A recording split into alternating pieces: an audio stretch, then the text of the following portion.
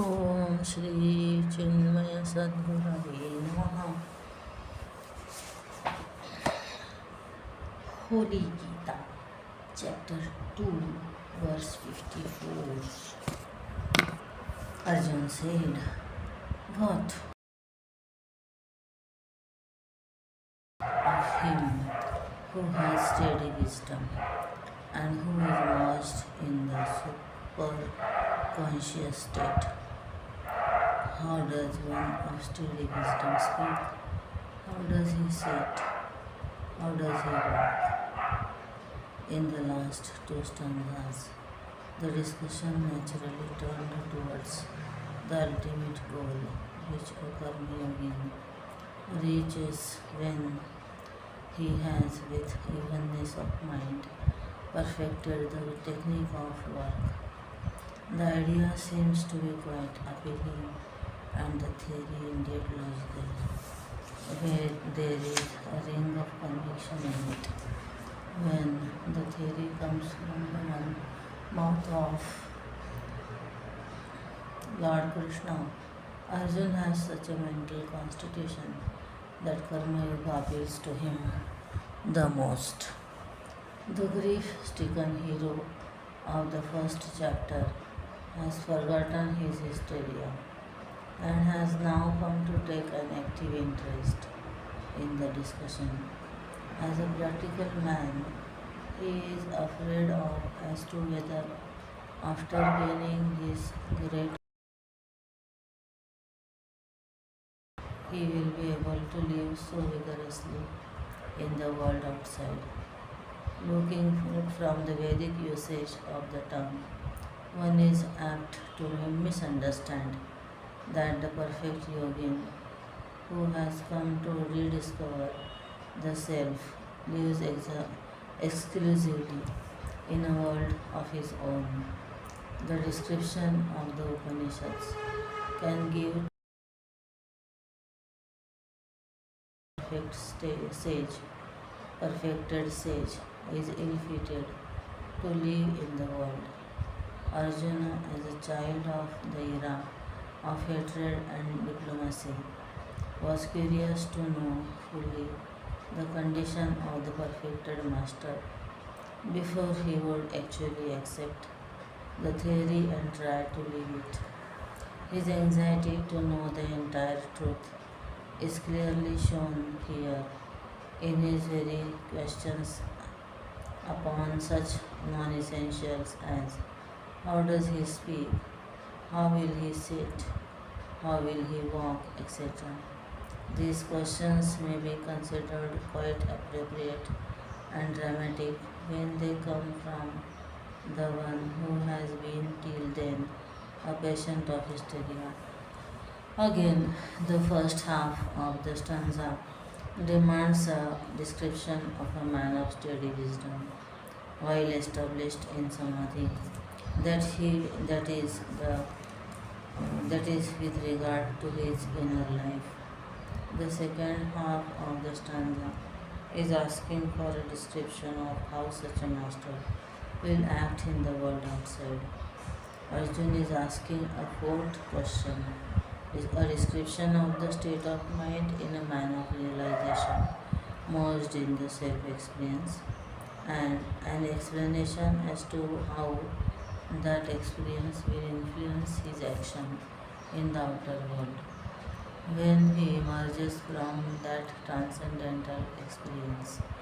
In this stanza and the following section, a man of steady wisdom, Sthita Prajna, means one who has, through direct realization, come to experience and live his godly self. The Lord now points out those characteristic attitudes in a realized saint which are attainable by all through right efforts and which constitute the means as follows. The blessed Lord said, when a man completely casts off, O Partha, all the desires of the mind and is satisfied in the self by the self, then he is said to be the one of steady wisdom. By narrating thus the inner and outer life of a man of self realization, Gita helps us to detect for ourselves the right type of masters from the charlatans who though bulls wear a goat skin and enter the fold of the faithful ones. Apart from this,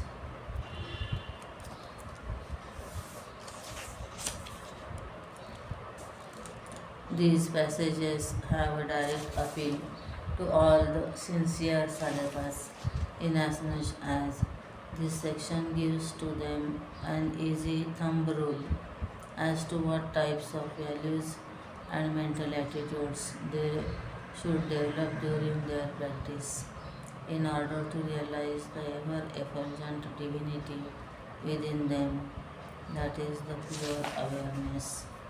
The opening stanza in this section is a brilliant summary of all that we should know about the mental condition of a perfect one. The words used in this stanza can be understood fully only when we remember the significant fragrance of these words as they stand dancing among the hosts of other blossoms in the garden of the Upanishads. He is considered to be a man of wisdom who has completely cast away all desires from his mind. By reading this stanza in conjunction with what Krishna has so far said, we can truly come to enjoy the Upanishadic fragrance in these inspired words of Vyasa.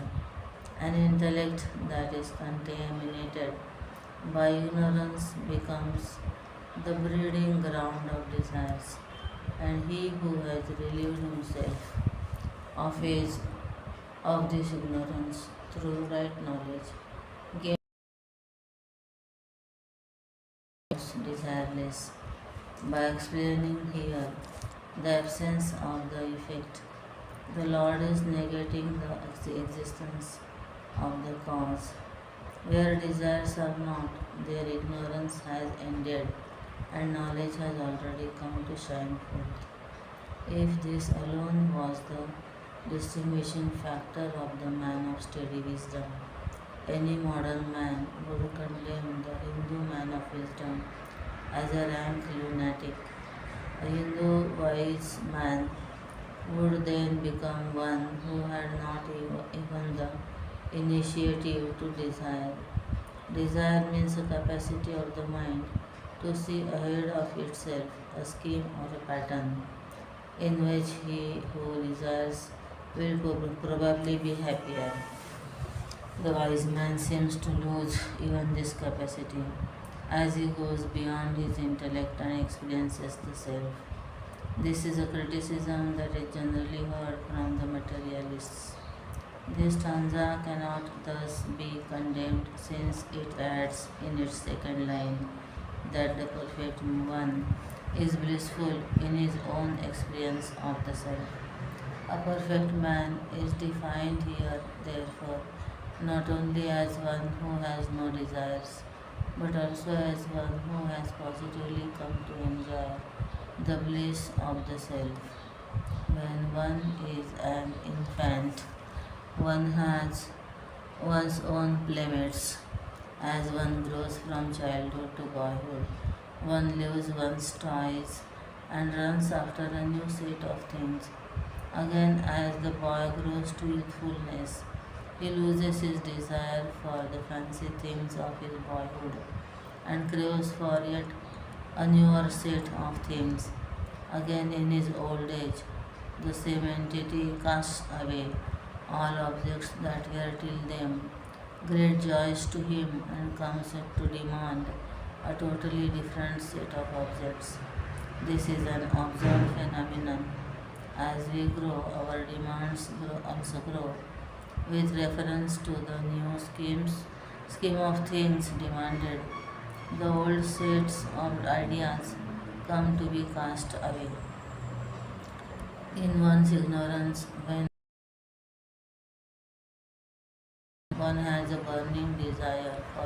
these objects, a binding attachment with emotions, and a jealous preference of one's pet ideas. But when the ego is transcended, when the ignorance like a mist has lifted itself, and when the finite ego stands face to face with the divine reality in him, it melts away to become one with the infinite. In the self, the man of steady wisdom, self satisfied in the self, can no more entertain any desire or have any appetite for the paltry objects of the body, of the mind, or of the intellect. He becomes the very source of all bliss.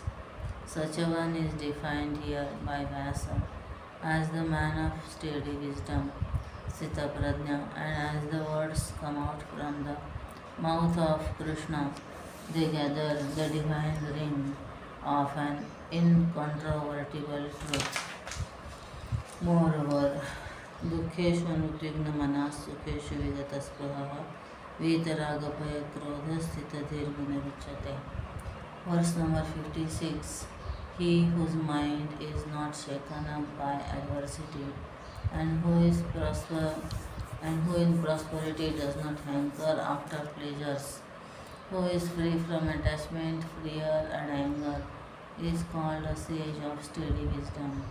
In describing the attributes of a perfect sage, having explained that he is the one who has come to sacrifice all his petty desires in his self-discovered self-satisfaction in the self, Krishna explains that another characteristic by which we can recognize a sage is his equanimity in pleasure and pain.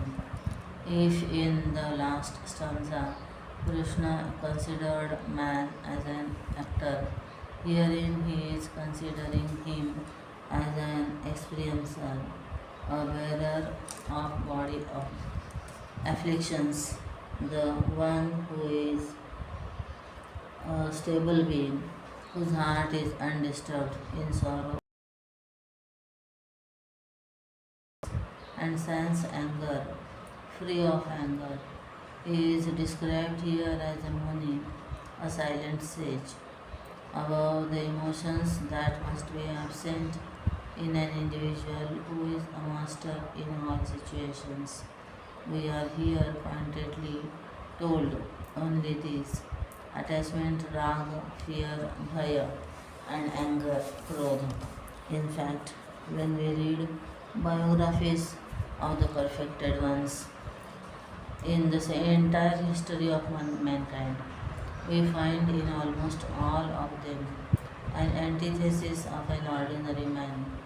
The 100 emotions common to ordinary man are not at all seen in a perfect one, and therefore we feel surprised when the absence of only these three qualities is asserted so emphatically here. Naturally, a careful student gets suspicious as Bass overlooked all of the other features. Can this be a complete statement? But on a closer study, we shall discover that he has not committed the crime of inappropriate emphasis upon the non-essentials, as critics have been tempted to point out. In the previous stanza, we were told that he is perfect who has forsaken all cravings that bubble up in his mind, and this stanza asserts the mental stability to such a one. In the world outside, through our inner interaction with the sense objects, we can very easily realize that our attachments with the things create in us the pains of the perplexing fear phobia. When an individual develops a desire that is strong enough to make a deep attachment, instinctively he starts entertaining a sense of fear for the non winning of the object that is so deeply desired. And if it has been secured, then again he fears for the security of the same acquired object. Similarly, when the object has charmed one to a point of deep attachment, and when fear itself has started coming up in waves to disturb the individual, then such an individual's attitude towards those who that come between him and the object of his attachment is called anger. Anger is thus nothing but a feeling that arises within us because of our attachment to an object, towards an obstacle between ourselves and the object of our attachment. The anger thus arising in a bosom of is directly proportional to the amount of fear one entertains on the score of the obstacle holding one back from winning one's object of love. Anger, therefore, is only our raga for an object expressed at an obstacle that has come between us and the object of our desire. Shankara says that a man of steady wisdom is not distressed by calamities such as those that may arise from the disorders of the body, Adhyatmika, those arising from external objects such as tigers, etc., Adhibhautika, those arising from unseen causes such as the cosmic forces causing rains, storms, etc., Adhidevika. Fire increases when fuel is added, but the fire of desire in a perfect one does not increase when more pleasures are attained. Such a person is called a man of steady wisdom, knowledge, a silent, serene sage. Moreover, यस्सर्वत्र नभिस्नेहः सत्तत्प्राप्त्वा शुभं नाभिनन्द्यते न द्वेष्टि तस्य प्रज्ञा प्रतिष्ठिता. Verse 47. He who is everywhere without attachment and on meeting with anything good or bad, who neither rejoices nor hates, his wisdom is fixed and inspired artist while trying to express his idea on the canvas in the language of color will off and on stand back from his easel and will again with growing tenderness and love approach the product of his art to place a few more strokes with his brush. Here, Krishna, being inspired by his own theme, is again and again choosing the right words to add more light and shade to the picture of the perfect, the one the one which he was painting upon the heart slab of his listener Arjun. He who, without attachment, squarely meets life, the one who is established in wisdom. Here also we have to understand the entire stanza as a whole, or else there will be the danger of misinterpreting its true meaning. Mere detachment from the things of life is not the sign of perfection or of the true discriminative understanding, but many unintelligent enthusiasts actually desert their duties in life and run away, hoping that since they have developed perfect detachment from the sensuous world, they will gain their goal in the quietude of the jungle. Arjuna himself had earlier on stated that he would renounce the call of duty and the field of activity. By thus retiring on into quietude, the Pandav hero hoped to reach perfection and peace.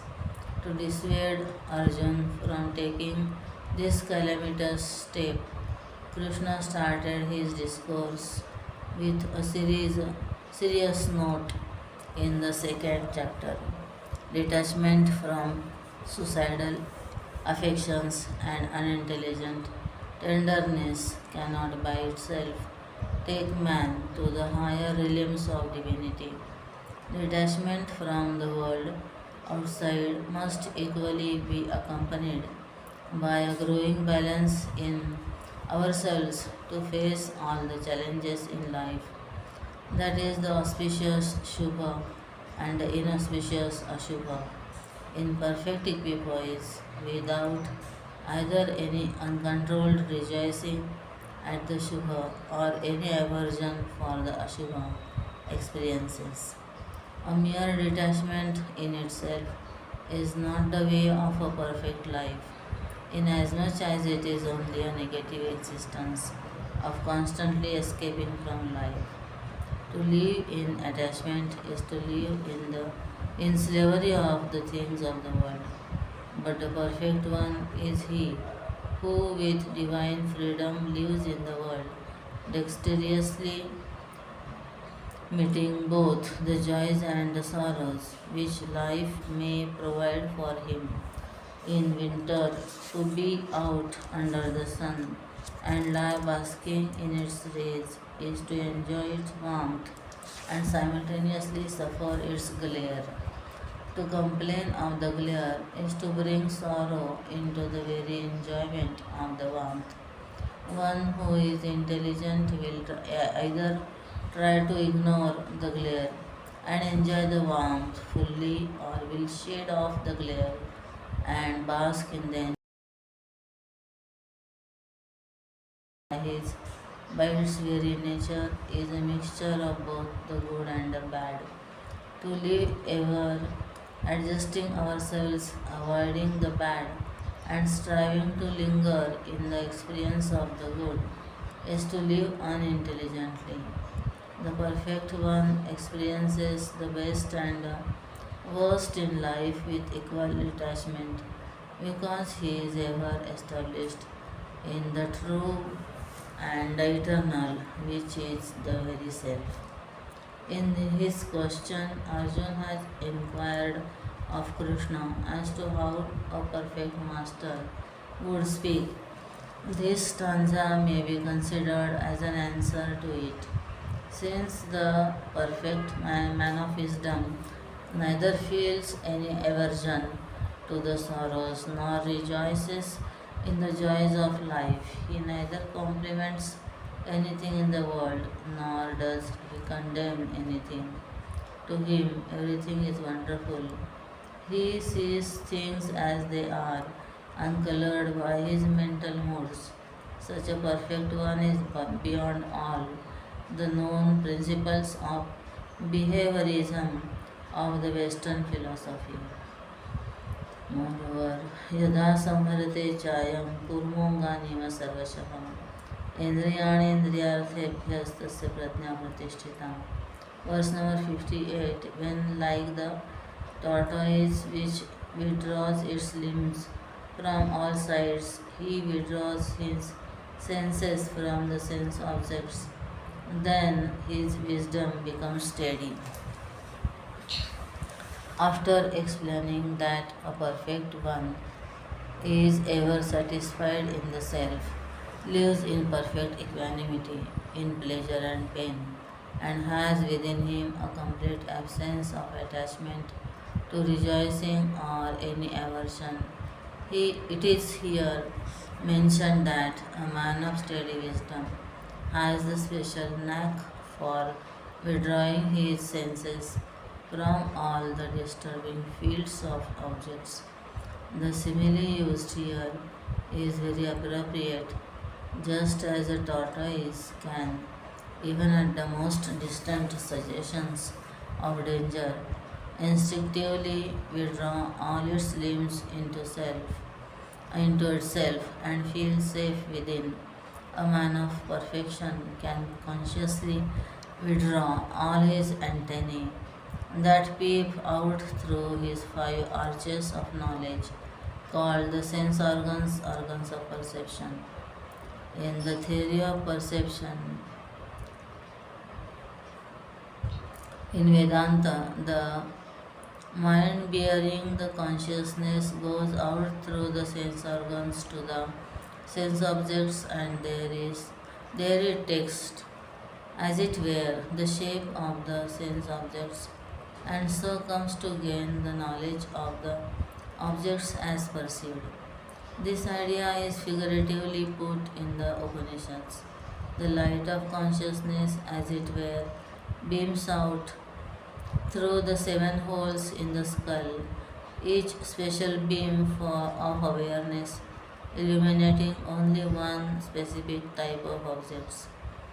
Thus, the light that passes through the eyes is capable of illumining only the forms and colors, while that which emerges through the ears illumines sounds.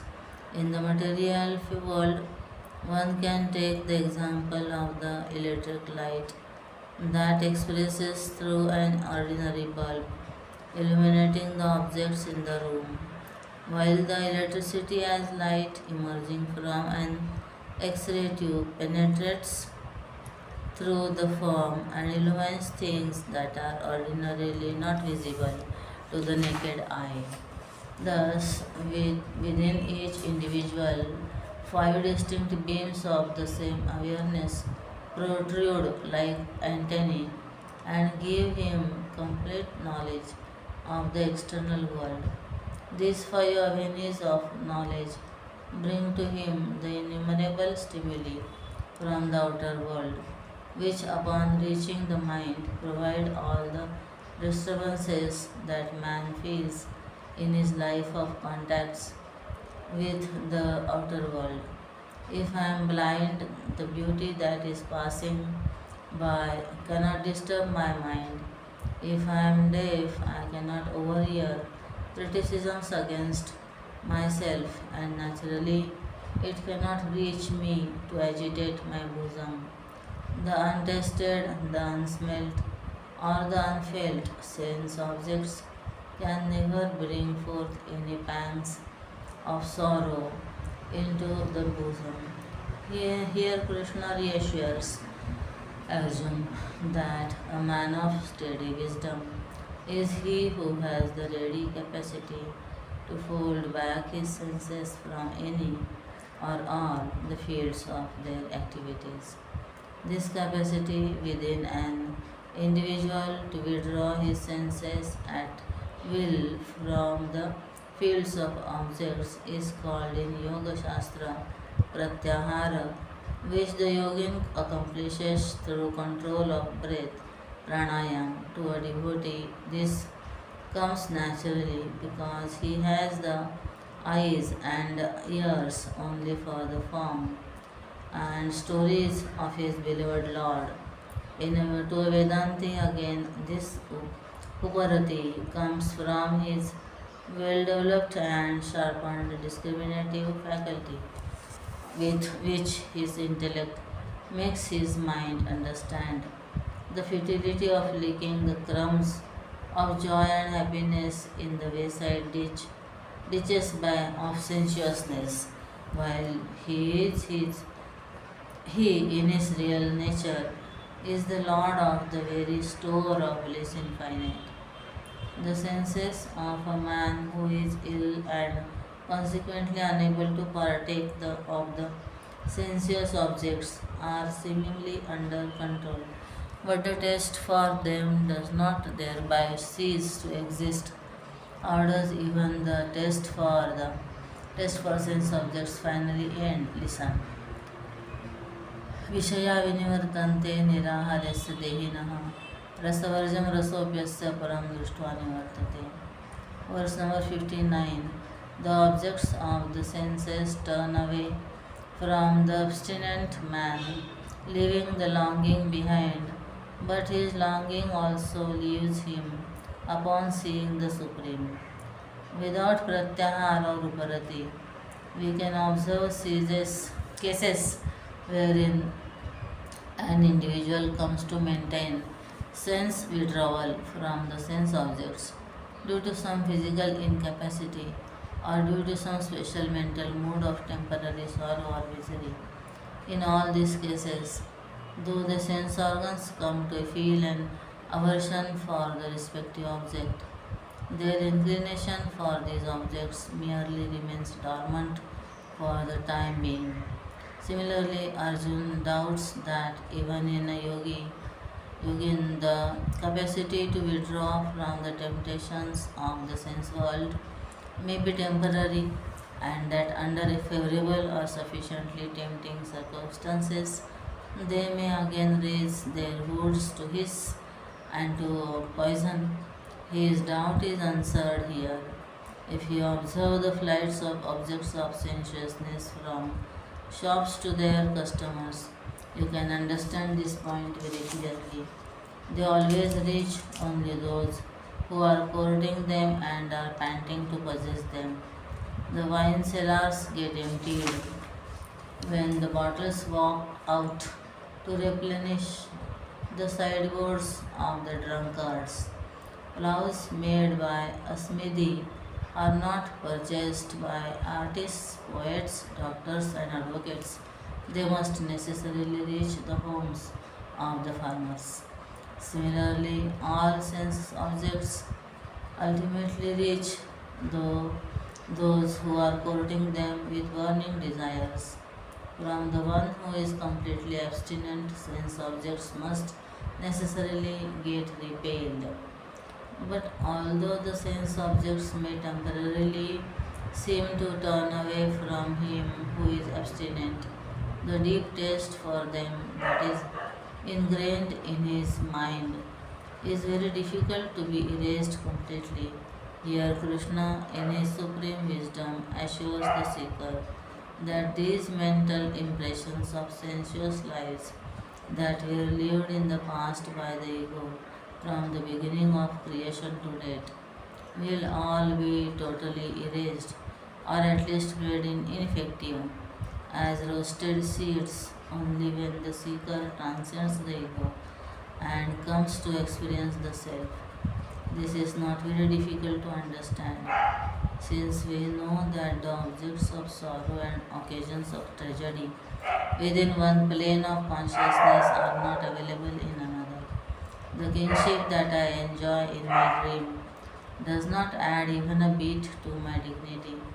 When I wake up to realize my insignificant existence, so too my meager existence in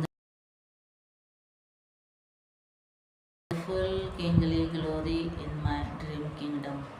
Similarly, the ego that exists now through the waking dream and deep sleep states has gathered to itself a dung heap of impressions, all purely sensuous.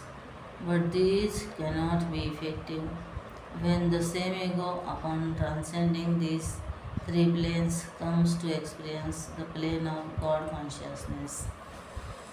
He who would acquire steadiness of right knowledge, prajna, should first bring his senses under control, for if not controlled, they will do harm. So the Lord says यततो ह्यपि कौन्तेय पुरुषस्य विपश्चितः इन्द्रियाणि प्रमाथीनि हरन्ति प्रसभं मनः. Verse number 60. The turbulent senses, O son of Kunti, do violently carry away the mind of a wise man, though he may be striving to control them.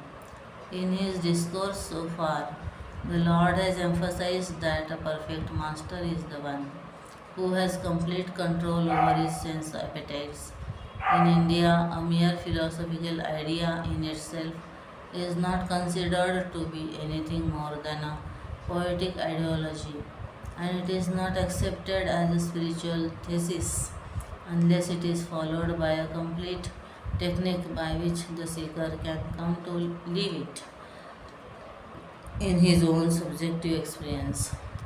True to this traditional Aryan faith, in the Gita too, the Lord indicates to Arjun the practical method by which he should struggle hard in order to reach the eminence of perfection as a man of steady wisdom.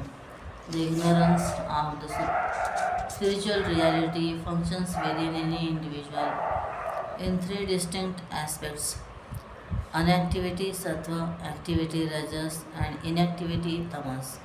When the sattva aspect in us is more molested by the failing of the intellect, our and the lack of tranquility of the mind shape.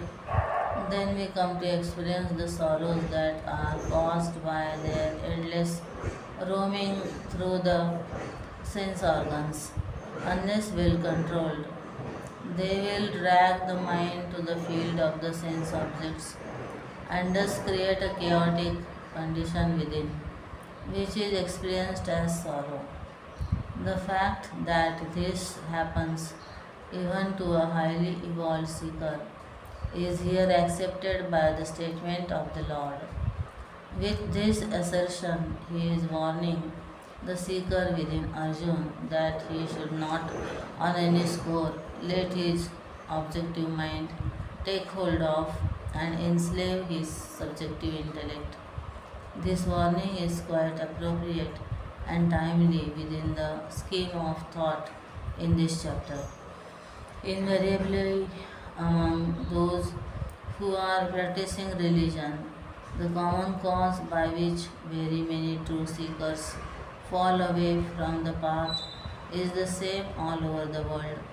After a few years of practice, they no doubt come to live in a certain inexplicable inward joy, then being overconfident and often even vainful of their progress, they relax in their tapas. Once they come back to the field,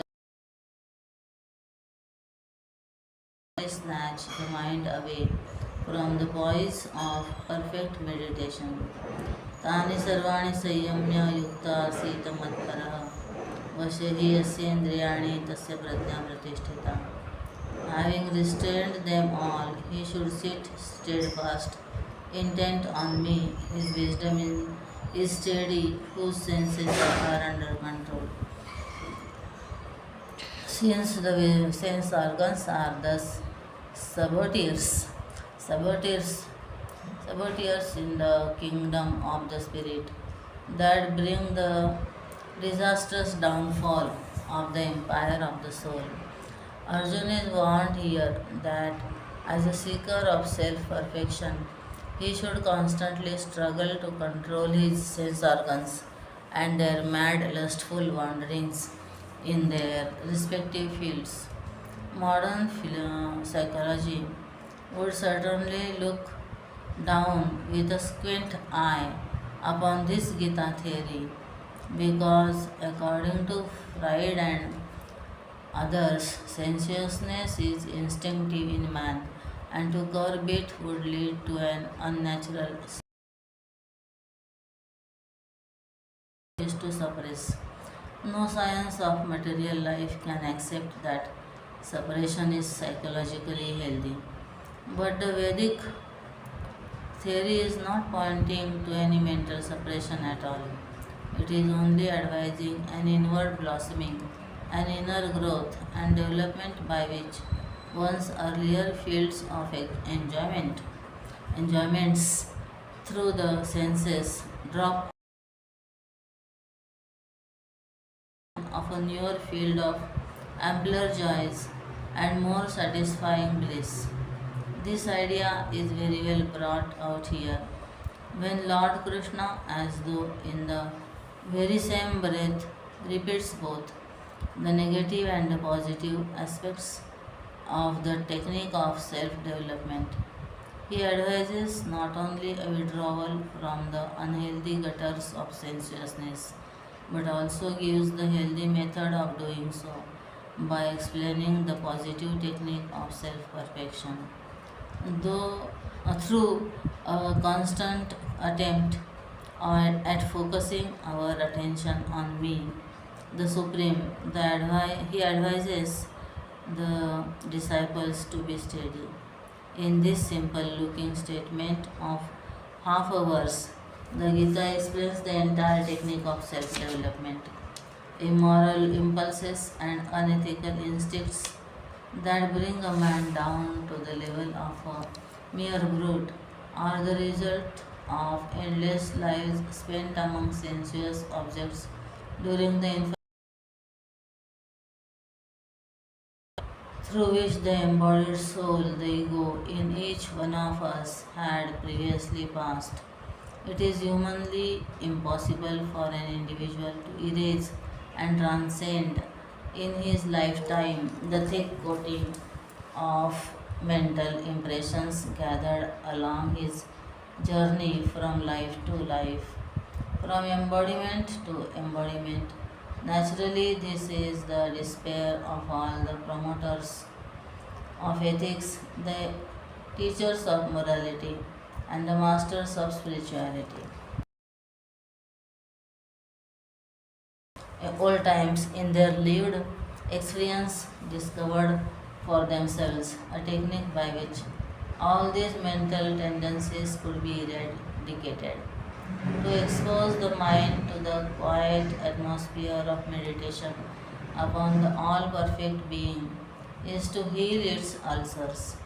By this process, the one who has come to gain a complete mastery over his sense organs is considered as the one who is steadfast in wisdom. The concealed suggestion in the stanza now becomes quite obvious as follows. No one who with an excessive force controls his indriyas by sheer strength of will and a sense of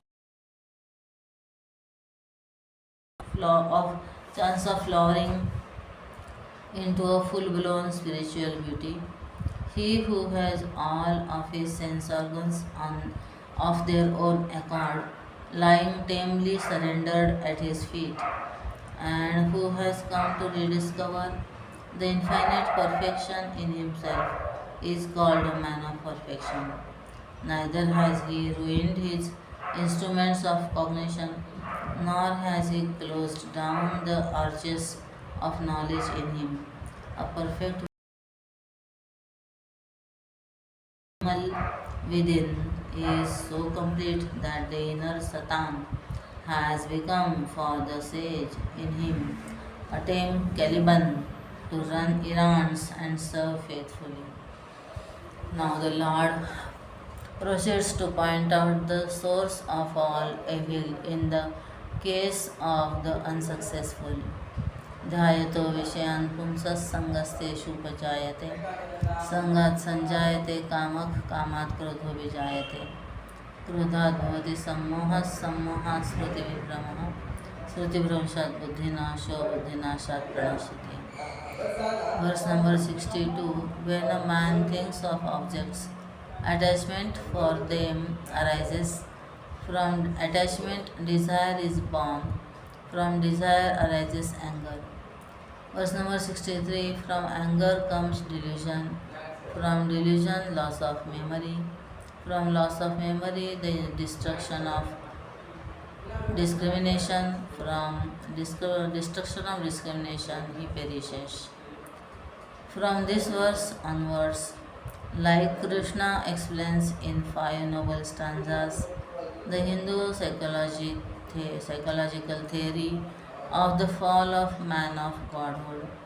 This is done only to bring home to Arjun that he, the mighty armed, must try to conquer all of his indriyas, senses from all sides. Such a man, concludes Krishna, is a man of perfection as conceived in and contemplated upon, as explained in and glorified by the spiritual books of the Hindus.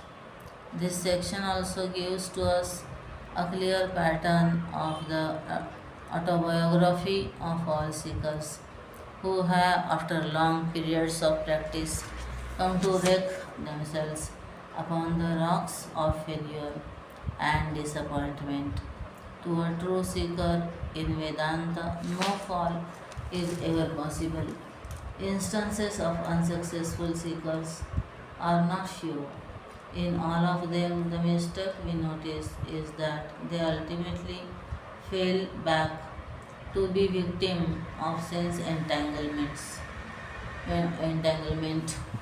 And in all those cases, we also notice that the fallen ones drank the very dregs of it. There is no halfway house for such victims. A slip for them means their total destruction.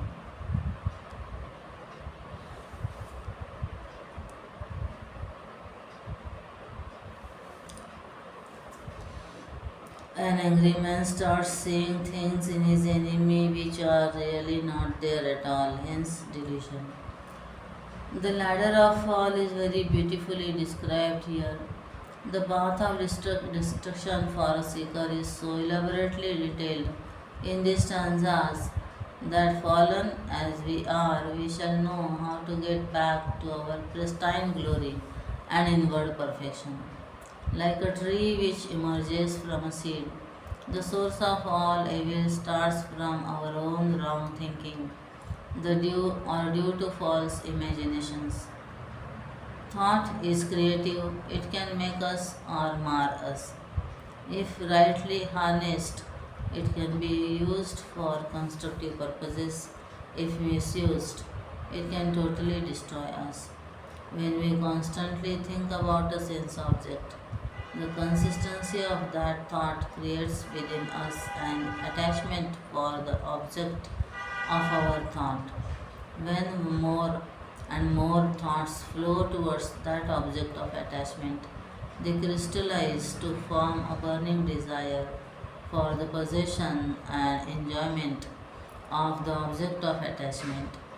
The same force of the motion, when directed towards the absolute, the obstacle that threatens the non fulfillment of our desires, is called anger, krodha.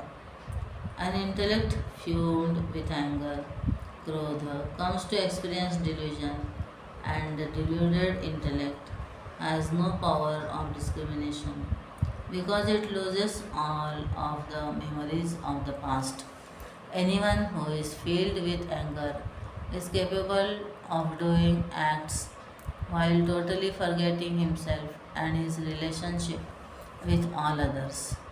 Sri Shankaracharya says in this connection, that a deluded fool who is in this mental condition might even fight with his own teachers or parents while forgetting his indebtedness to these revered persons.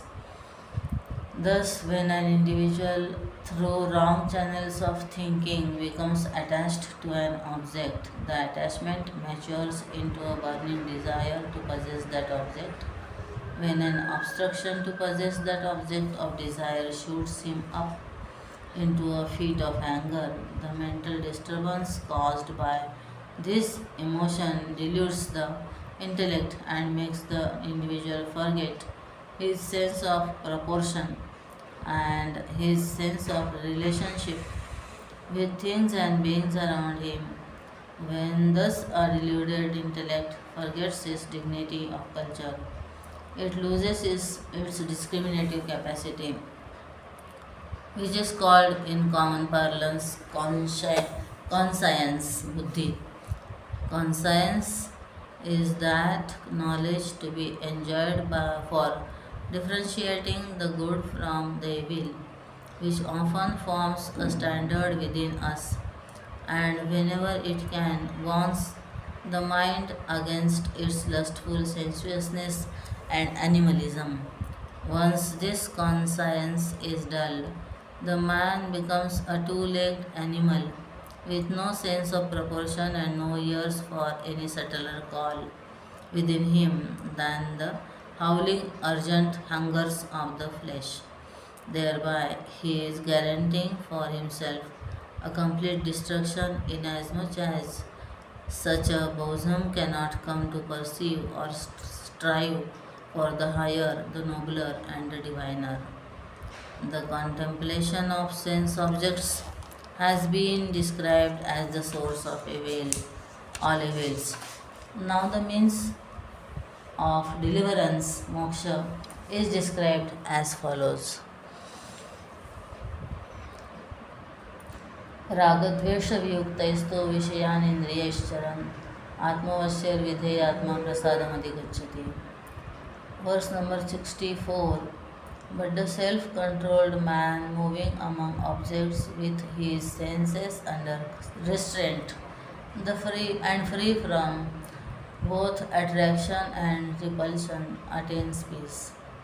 He alone who with perfect self control goes through life among the finite number of sense objects, each impinging upon him and trying to bind him with its harm, and approaches them with neither love nor hatred, comes to enjoy peace by running away from the sense objects.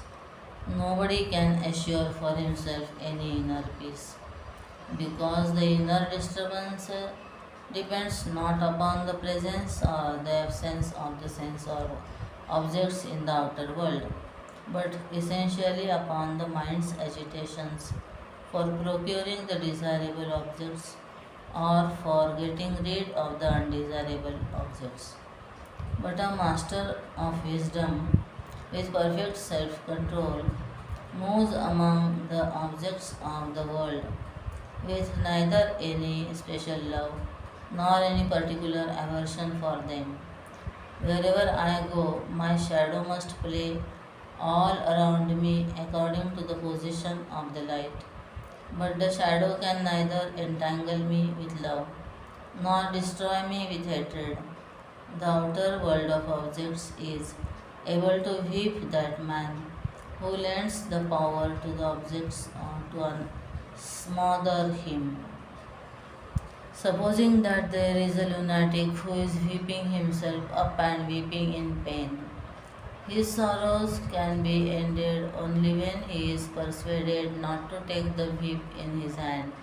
He could be advised, even if he kept the whip in his hand, not to swing his arms in the fashion in which he is doing. Similarly, here the mind woos the objects and gets beaten up. It is told as an advice that an individual who lives in self control will no longer lend his own life's dynamism to an object to persecute him through his own sentimental aversion to or love for that object. When the lunatic is taught not to wield the whip and strike himself, he is immediately saved from the sorrows of the whip. Similarly, when a mind is trained in these two aspects to live in self control, move among the same objects with neither an attachment for nor an aversion to them, the disturbances and agitations in the mind caused by the sense enchantments are all immediately brought under control. This condition of the mind is called tranquility or peace prasada. This is symbolically represented in the sweets distribution after every puja service in all religions and is called among the Hindus as prasad or bhoga. The one who has during the ritual practiced perfect self control and God contemplation comes to enjoy as a result of his action tranquility in the mind, which is termed as spiritual grace or divine peace, Ishvara Prasad. Here, as far as a Vedantin is concerned, prasad is a mental purification in itself, the least sense disturbances. The one who has learnt to live in self control and has trained himself to live among sense objects in a spirit of least attachment to or aversion for them has the least disturbance because of the ineffectiveness of the sense objects upon him. Thereby, his mind automatically becomes increasingly calm and tranquil and is considered as pure prasad for the purpose of the spiritual life. What will happen when peace is attained? Listen. Prasade sarvadukhanam hanirasyopajaayate prasanna chetaso yashu buddhi paryavatiष्ठते. Verse number 65. In that peace, all pains are destroyed, for the intellect of the tranquil minded soon becomes steady. It is natural for an Arjun mentality of uncompromising intellectualization to ask Krishna, then what? As an answer, the Lord explains why he should develop the and maintain tranquility of the mind within himself. In tranquility, all sorrows are destroyed. This sentence is obviously commented upon as a definition of happiness. A peaceful mind is the significance of happiness. Peace is happiness, happiness is peace. The least agitated mind is a proof against all sorrows, inasmuch as sorrow is nothing but a state of agitation in the mind. This explanation does not satisfy us completely, since Krishna's assertion is that sorrows will be destroyed, hanihi, in order to bring out clearly the meaning that is implied in the phrase destruction of sorrows. We will have to understand it as the elimination of vasanas. Earlier on in the introduction, we have said that the vasana granulation upon giving a thick coating to the subjective mind are the cause for its delusion, which creates all sorrows for the imperfect ones, while the perfect one transcends the vasanas through the buddhi yoga as explained earlier. It is very well known that all the vasanas existing within an individual who is facing life constantly cannot be fully eradicated by him. The secret of doing so has been explained here by the Lord. Keeping the mind exposed to an atmosphere of tranquility, prasada, consciously brought about through an intelligent life of self control is the secret whereby all the vasanas can get eliminated. This tranquility is extolled here by Lord Krishna. Nasti buddhira yuktasya nacha yuktasya bhavana nacha bhavayata shantir shantasya kutas sukham. Verse number 66. There is no knowledge of the self to the unsteady, and to the unsteady no meditation, and to the unmeditative no peace. To the peaceless, how can there be happiness? Here is an explanation of why quietude of the mind is so often and so insistently emphasized in the literature explaining the Hindu technique of self perfection. Unless the mind is quiet, the individual will have neither the intellectual leisure for cultural self development nor the inner energy for consistently living spiritual perfection that a truly developed man yearns for. Unless there is tranquility, there cannot be steadiness of individual intellectual application to the problems of life. Without this self evaluation of life and true observation with a clear discriminative analysis, we cannot have within us the required amount of devotion to self knowledge, bhavana. Without such a glorious goal before us, constantly beckoning us unto itself like a pole star, our life shall be a lost ship in an ocean that is going nowhere, reaching nowhere, and ultimately floundering upon some treacherous rock. The one who has no philosophical goal in life to strive and yearn for will not know what the peace of mind is. To the one who is thus restless, where is happiness? To live in balance and sail safely on the certain waves of the ocean of life through both its smiling weather and stormy days, we must have a constant perception of the real. Without a drummer, the dancers Footwork cannot be rhythmic and cannot keep a perfect time. Why is there no knowledge for the unsteady? Listen. इन्द्रियाणां हि चरतां यन्मनो न विधीयते तदस्य हरति प्रज्ञां वायुर्नाभमिवाम्भसि. Verse number 67. For the mind which follows in the wake of the wandering senses carries away his discrimination as the wind carries away a boat on the waters. Just as a ship with the sails up and the helmsman dead would be completely at the mercy of the fitful storms and reckless waves, will not reach any definite harbor but gets destroyed by the very tossing of the waves. So too, life gets capsized and the individual is drowned if his mind is unanchored and left to be carried hither and thither by the uncertain buffets of passion. Therefore, the senses are to be controlled if man is to live a better and more purposeful life designed for and planned for enduring success.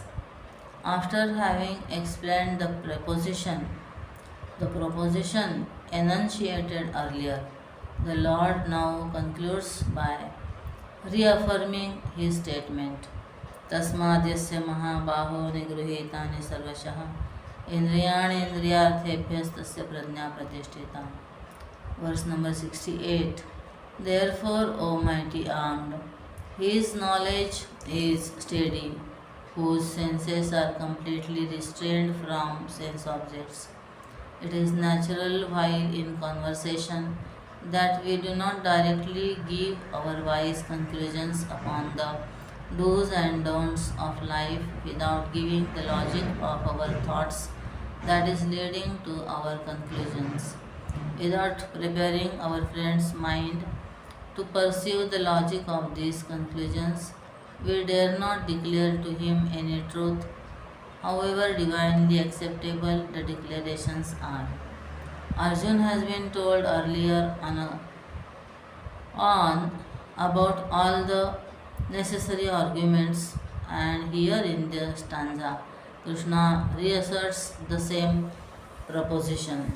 Life is life in self-control alone is life worth living, in which demand from it if we demand from it anything more enduring than tears, sobs, sighs, and groans. He alone is a man of wisdom, rooted in joy and bliss, who has completely restrained all his senses from their wild roaming among their sense objects.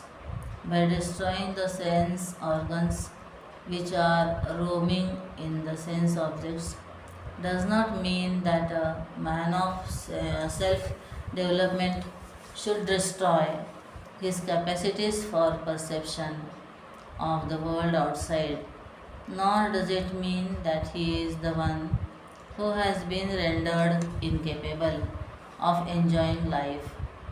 Sense debility in capacity is not a sign of better knowledge. It is only meant here that the sense objects filtering through the five archways of a perfect man flood his mind to bring chaos and destruction of his established inner peace and tranquility.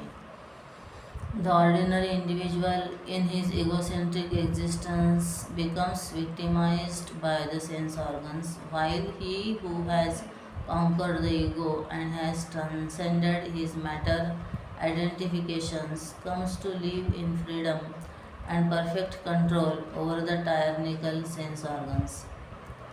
In order to make this point clear, the Lord proceeds.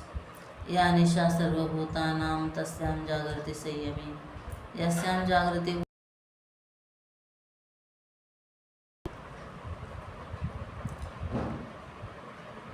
Verse number 69, that which is night to all beings, in that the self controlled man keeps awake, where all beings are awake, that is the night for the sage Muni who sees. In order to bring home to Arjun the idea that the world as experienced by an individual through the goggles of the mind, intellect, body is different from what is perceived through the open windows of spirituality. This the metaphorical language of this verse is so complete in detail that the data mongering modern intellect is not capable of entering into its poetic beauty. Of all the people of the world, the Aryans alone are capable of bringing about a combination of poetry and science. When the poet philosopher Vyasa takes up his pen to pour out his art onto the ancient Palmyra, Palmyra leaves to express the bliss of perfection in the ecstasy, he could not have used a better medium in the Gita than his poetry. Here, two points of view, namely of the ignorant and of the wise, are contrasted. The ignorant person never perceives the world as it is. He always throws on to the objects and understands the imperfections within his mind to be a part and parcel of the object perceived. The world as viewed through a colored glass pane must look colored. When this coloring medium is removed, the world appears as it is. The consciousness within us is today capable of recognizing the world only through the media of the body, the mind, and the intellect. Naturally, we see the imperfect world not because the world is so, but because of the ugliness of the media through which we perceive it. A mastermind is he who, as rooted in his wisdom, opens up the windows of his perception and looks at the world through the eye of wisdom. When an electrical engineer comes to a city, and at dusk, when the whole city smiles forth with its lights, he immediately inquires, is it AC or DC current? While the same vision to an illiterate villager is a wondrous sight, and he only exclaims, I have seen lights that need no wick or oil. From the standpoint of the villager, there is no electricity and no problem of AC or DC currents. The world that the engineer sees among the same lamps is not realized or known by the unperceiving intellect of the villager, nor is the engineer awake to the world of strange wonderment. Here we are told that the egocentric finite mortal is asleep to the world of perception that is enjoyed and lived by the man of steady wisdom, and that the perfect one cannot see and feel the thrills besides the sobs which the ego experiences in its selfish life of finite experience. The Lord proceeds to teach by an illustration that a wise devotee alone who has abounded, abandoned desires and whose wisdom is steady can attain moksha, and not he who without renouncing cherishes desires. आपूर्यमाणमचलप्रतिष्ठं समुद्रमापः प्रविशन्ति यद्वत् तद्वत् कामायं प्रविशन्ति सर्वे स शान्तिमाप्नोति न कामकामी. Verse number 70, he attains peace into whom all desires enter, as waters enter the ocean, which filled from all sides, remains unmoved, but not the desirer of desires. It is very well known that although millions of gallons of water reach The level of water in the ocean does not change even by a fraction. Similarly, even though an infinite number of sense objects may power in their stimuli and reach the mental zone of the perfect man through his five sense channels, they do not create any commotion or flux within his bosom.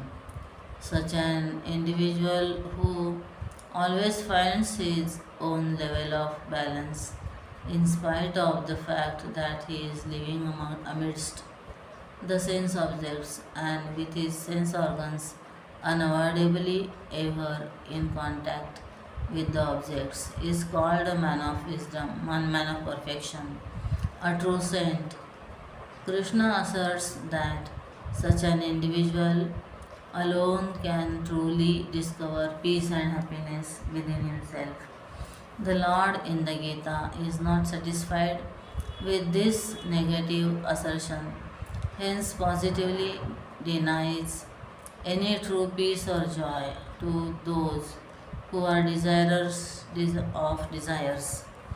This idea is totally in opposition with the modern belief in the material world. The materialists believe that by fanning up their desires and satisfying as many of them as possible, one is helped to live a life of joy and happiness.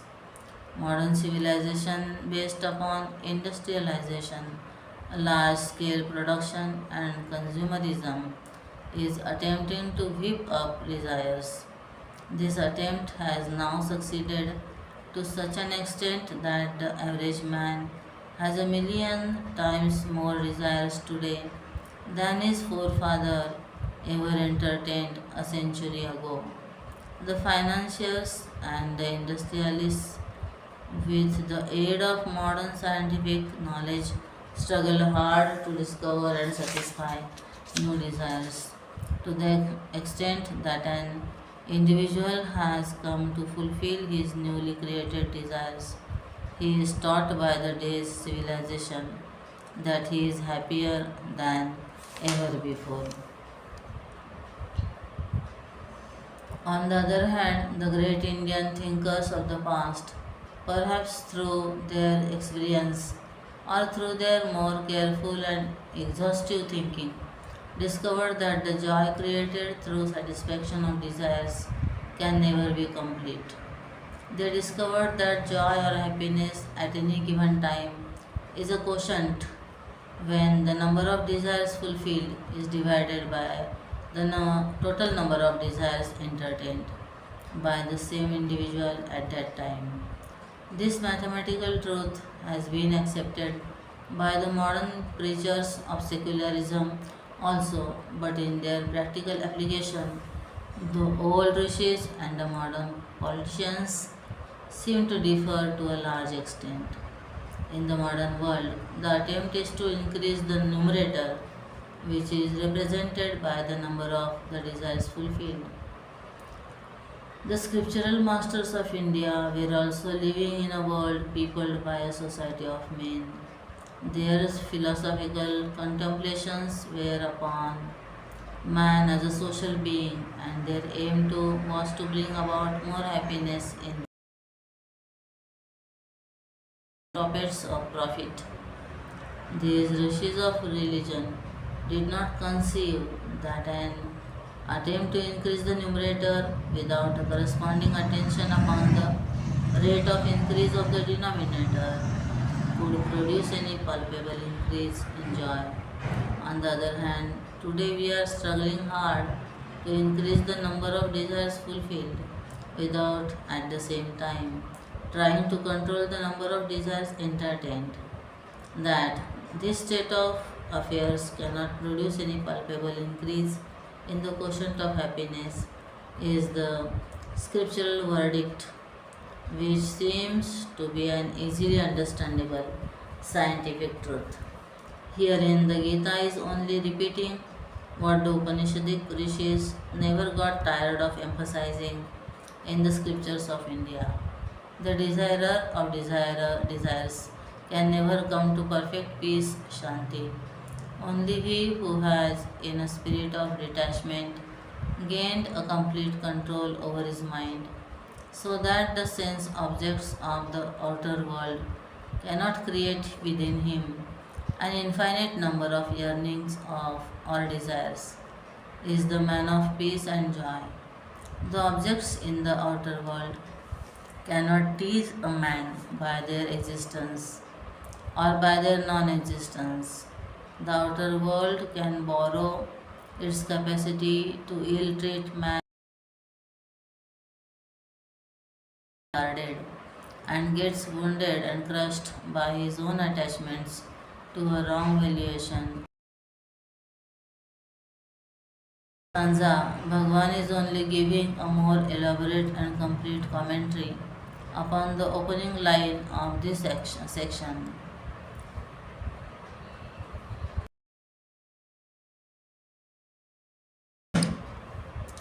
He started the description of a man of steady wisdom. Therein he explained that when a man completely casts off the desires from within his mind, he is said to be the one of steady wisdom. Because it is so, therefore, विहाय कामान yes सर्वान् पुमांश्चरति निःस्पृहः निर्ममो निरहङ्कारः स शान्तिमधिगच्छति. Hence peace who, abandoning all desires, moves about without longing, without the sense of I-ness and myness. There are commentators who believe that this and the following stanza explain the path of renunciation, which is in fact not altogether easy.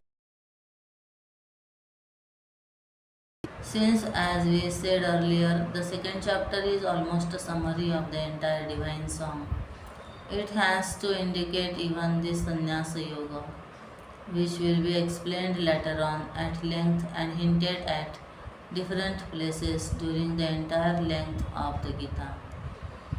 This stanza seems to ring clearly the significant advice given earlier by Krishna almost at the very opening of his philosophical discussion. In this chapter, he had advised therein, having conquered the mental agitations that were created by the pairs of opposites, fight the battle of life. The same idea seems to be restated here at the close of the chapter. The first line of the stanza explains the mental condition of the one who comes to discover real peace within himself. Such an individual, it says, renounces all desires and has no attachments or longings.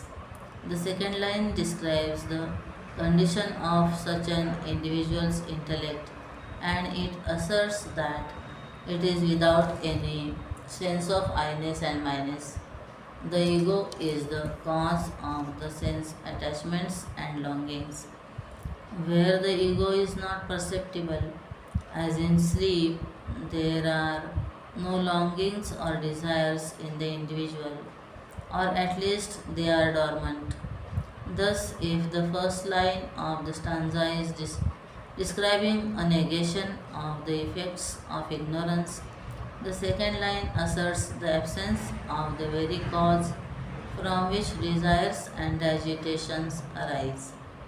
Earlier on, in the introduction, we explained that the split in the personality of Arjun was caused by the intervention of the sense of his ego and his egoistic desires, which broke up the subjective and objective aspects of his mind into two independent islands with a vast ocean of surging waves of desires between them.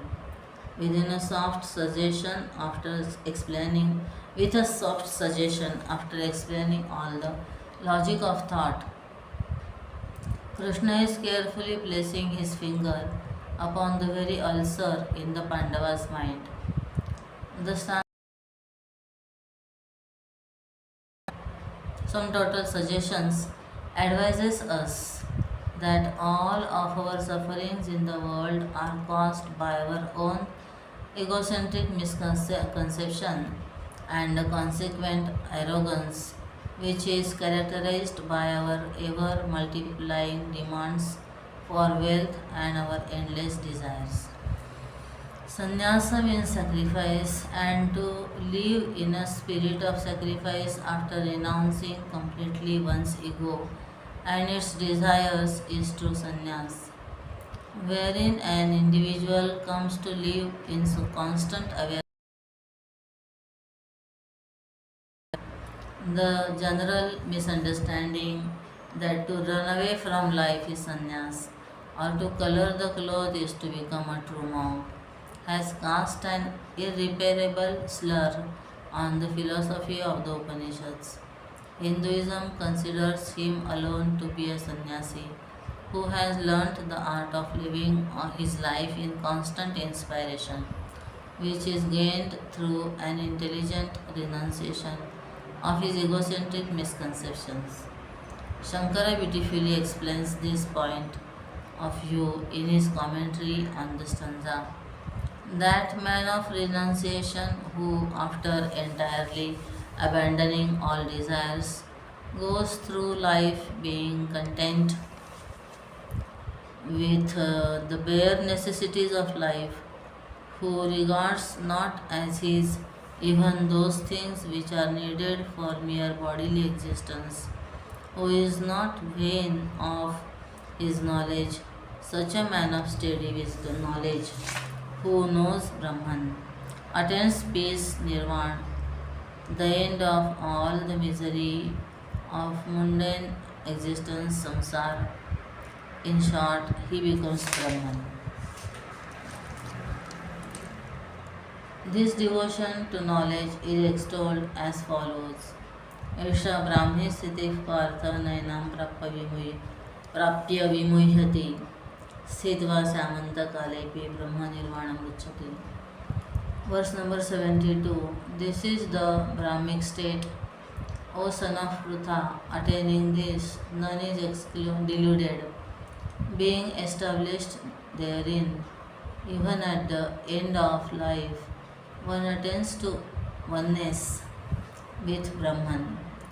To renounce all desires is to destroy completely the last vestures of one's ego. Renunciation of ego is not a state of dull, meaningless emptiness. Indeed, the state of full knowledge or selfhood has dawned. To realize the self in one's own bosom is to realize at once the self which is all pervading and eternal Brahman.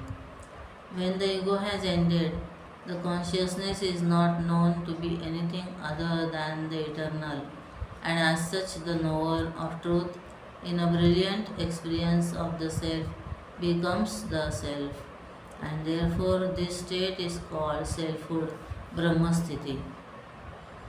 A doubt may still arise that even after this realization, we may again fall into the delusion of the ego and come to suffer the ego's world of imperfections and sorrows. To deny this tragedy, we have been told how, having realized the self once, no more can the individual fall back into his ancient delusions.